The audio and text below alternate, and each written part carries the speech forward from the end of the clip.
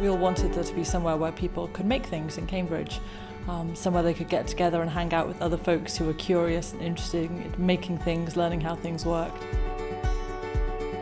I've got access to people who know what they're doing when it comes to mechanical stuff and know what they're doing when it comes to software stuff, so I can kind of lean on them for help when I don't know what to do or how to do a particular thing. People volunteer time to train others on the kit. Having access to that kind of knowledge is amazing. We wanted to be able to support local businesses, both new businesses and existing businesses that maybe didn't have workshop equipment, and we wanted to help more people learn about engineering and manufacturing. We started with an idea basically to use fingerprinting to help identify people in developing countries and connect them to their health records.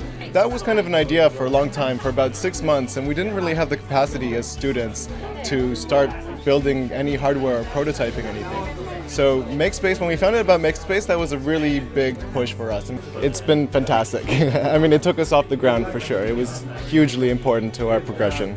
We did research on the different kinds of maker spaces and hack spaces, fab labs and tech shops. And then we talked to a lot of people here in Cambridge, a lot of people over a couple of years, to work out exactly what was going to be right for Cambridge. Cambridge is a fantastically geeky city in many ways. We've got all the high tech, we've got the university. And what Makespace does is it lowers the barrier between an idea and realising that idea in some way. I guess one thing is just that Makespace is here and that we've got members who are happy and are doing stuff. We've got nearly 300 members now, and that's been quite stable for the last couple of years. I work in Great St Mary's Church, which is on the Market Square, and this is a little model of it. I work as the Heritage Education Officer on a Heritage Lottery funded project, and I'm not actually a technical person at all. So I just find Makespace really useful for kind of making creative stuff happen, which would be far too labour intensive to do by hand. Every time I come in, I find there's someone doing something I didn't know about. It's like, wow, what's that? It's great, really mixed. I just hadn't thought that such a place even existed. And so when I came across Makespace and discovered what could be done here, I was really impressed, very impressed. One of the interesting things about Makespace is people think they come for the kit. They say, ooh, laser cutters and 3D printers, but they stay for the people.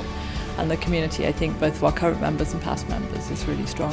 And I think this is fantastic because this is like playing with new technology and new gadgets to actually go and broaden your horizons as to what to do next.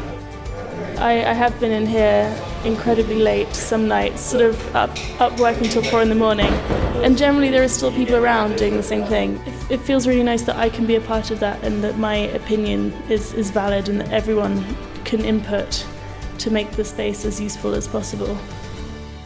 I love this community. I love the sharing. I love the conversations. I love the fact that nobody sits there and says, "I'm not going to tell you that. That's intellectual property. I couldn't possibly tell you." Fantastic. There's just not enough time in the day. I need to retire early.